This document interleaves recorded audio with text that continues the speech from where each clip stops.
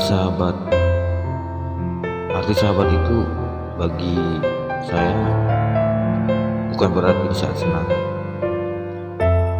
ataupun di saat susah. Arti sahabat yang sesungguhnya itu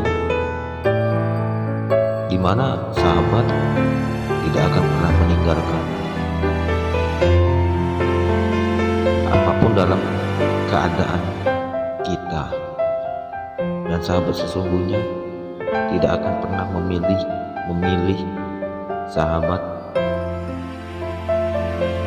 Jadi dari video ini kita bisa mengambil hikmah dari sebuah arti sahabat.